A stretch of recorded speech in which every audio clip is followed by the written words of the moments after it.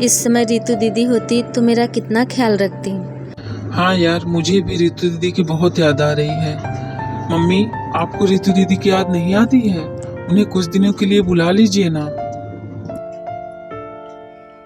अरे बेटा, मैं चाहती हूँ उसे बुलाऊं, पर याद क्यों नहीं आएगी? भला अपने बच्चे को कोई भूलता है? बहुत याद आती है मुझे भी उसकी। मैं चाहती हूँ उसे बुलाऊं यहाँ, लेकिन देख, अब बहू आ गई है ना। रितु के यहाँ ज़्यादा आना जाना अच्छा नहीं लगेगा, बस इसीलिए नहीं बुलाती।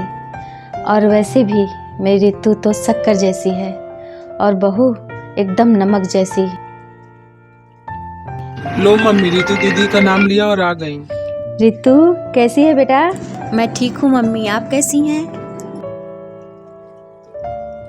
स्वरा बेटा, मैं बाजार जा रही हूँ, तेरे लिए कुछ लाना है बता दे, मैं आऊंगी तो लेते आऊंगी।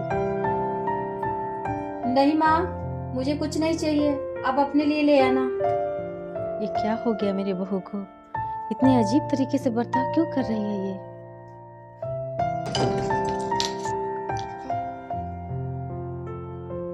तूने तो मना किया था, मैं फिर भी ले आई। मुझे पता है तुम्हें गोलगप्पे कितने पसंद है। ले खा ले, ले बेटा। माँ, अगर मुझे ये खाने होते तो मैं आपसे मंगवा लेती, मुझे नहीं खाना ये सब। मैं खाना ऑलरेडी खा चुकी हूँ, जा रही हूँ मैं। ये इसको क्या हुआ? ऐसा तो सिर्फ बात नहीं की।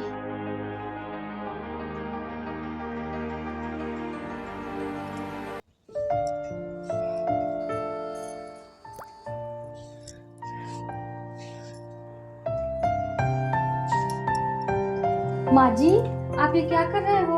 आपने मुझे बताया क्यों नहीं अभी तक? रुको, मैं अभी तेल लेकर फिर आपके पैरों की मालिश करती हूँ। तूने मुझे बताया भी था? मैंने क्या माँ जी? यही कि तुम मुझसे गुस्सा क्यों है? हाँ माँ जी, तुझे क्या लगा बेटा, तू मुझे बताएगी नहीं तो मुझे समझ में नहीं आएगा? अच्छा अब बता, क्या बात है? हाँ माँ जी। देख स्वरा, अब ए ओ नहीं, सीधी बात बता कि हुआ क्या है। माँ जी, जब आप उस दिन बात कर रहे थे रितु दीदी के बारे में तो मैंने सब सुन लिया था। वो नमक और शक्कर का बात? बस इतनी सी बात? बेटा तूने मेरी बात ठीक से समझ नहीं पाई। अरे मैंने बेटियों को शक्कर जैसा इसलिए कहा था कि बेटियां चाहे जिस हाल में रहे माँ को प्यारी ही लगती हैं।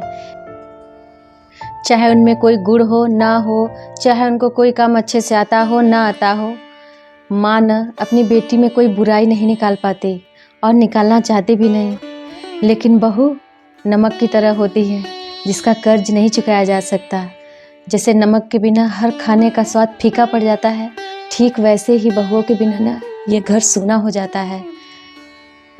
क्योंकि तुम हो तो ये घर है, ये परिवार है और तुम्हारा कर्ज कभी चुकाया नहीं जा सकता, इसलिए मैंने तुम्हें नमक कहा। और हाँ, एक वादा कर मुझसे, अगर आज के बाद मुझसे भी कभी भी गुस्सा होना मुझसे पहले बता देना, फिर मैं बताऊंगी कि तुझे मुझसे गुस्सा होना है या नहीं होना है। माँ जी, मुझे माफ़ कर दो, मुझसे गलती हो गई। बस मैंने सुना और मुझे गुस्सा आ गया, मैंने इस तरीके से सोचा ही नहीं है। नहीं बेटा, मैं समझती हूँ। अरे अगर मैं भी तेरी जगह होती ना तो शायद मुझे भी गलतफहमी हो जाती। इधर आ।